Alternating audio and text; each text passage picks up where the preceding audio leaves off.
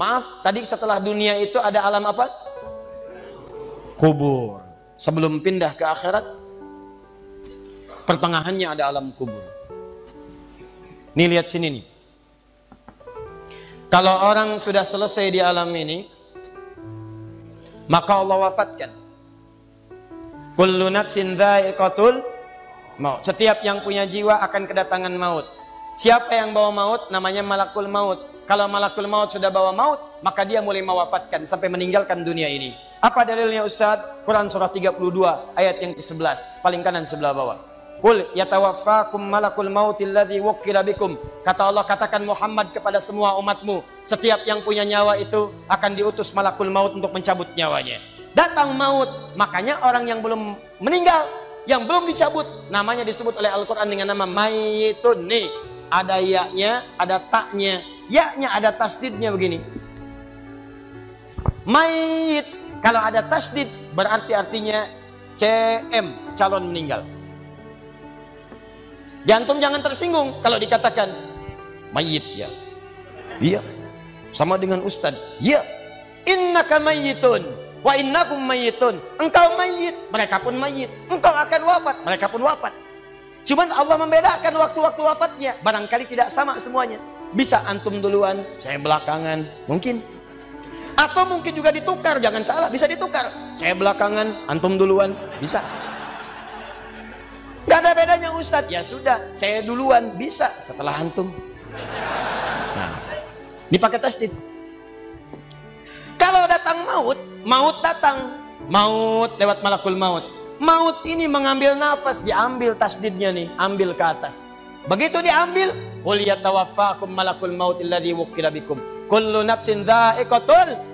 Ya ayyatuhan nafsul mutmainnah, sesuatu yang tenang. Dalam bahasa Arab disebut dengan sukun. Sukun itu tenang, alamatnya sukun bulat-bulat.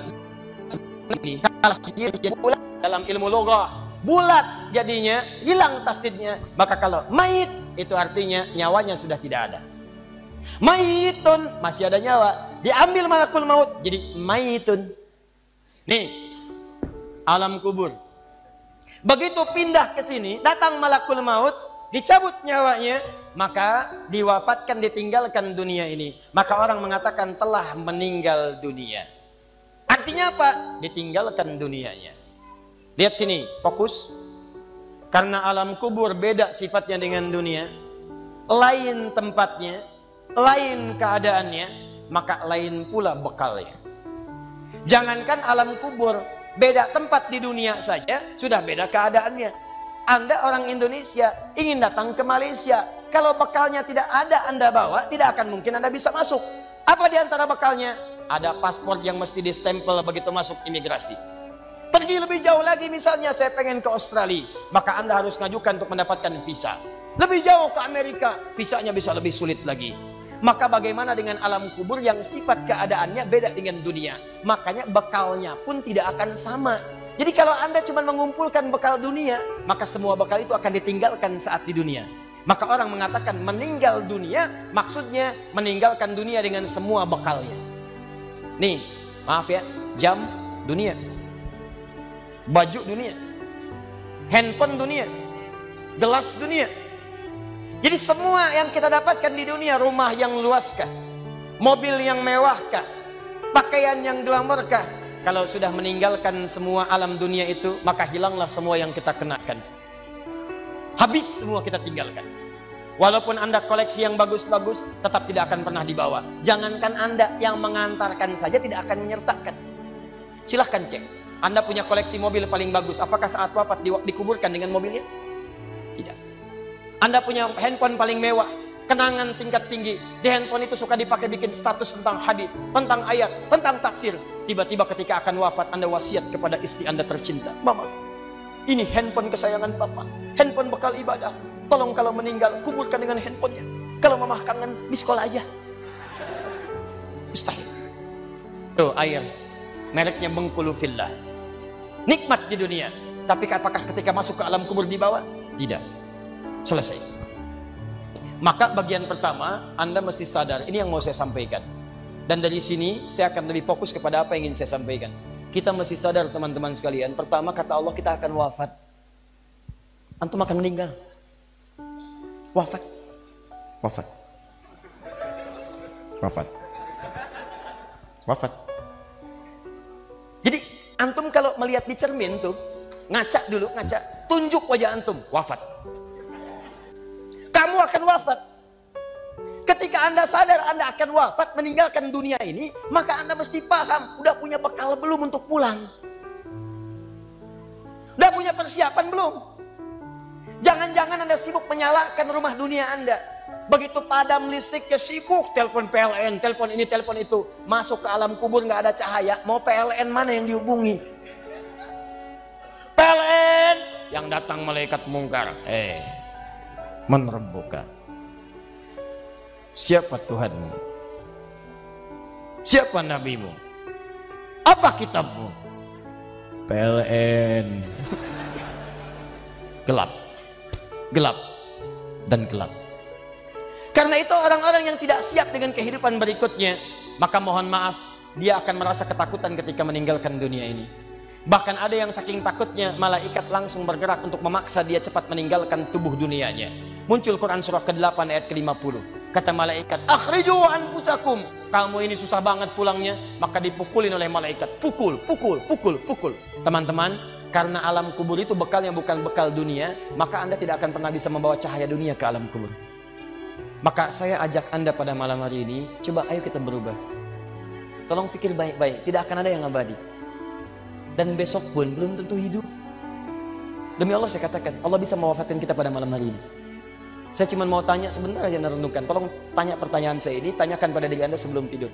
Kalau Allah wafatkan Anda pada malam ini, sudah siapkan Anda dengan bekal pulang Anda kepada Allah. Karena itu hukum mengatakan orang yang tidak punya bekal maka dia tidak siap untuk mudik. Tuh lihat Ramadan tuh. Ntar sebentar lagi, tersisa tinggal 2-3 bulan ke depan datang bulan Ramadan. Begitu di ujung Ramadan, orang semua siap-siap mudik. Demi Allah saya katakan, saya pernah mengadakan survei kecil-kecilan. Saya tanyakan pada sementara orang yang tidak mudik, saya tanya kenapa nggak mudik? Ustadz, nggak ada bekal.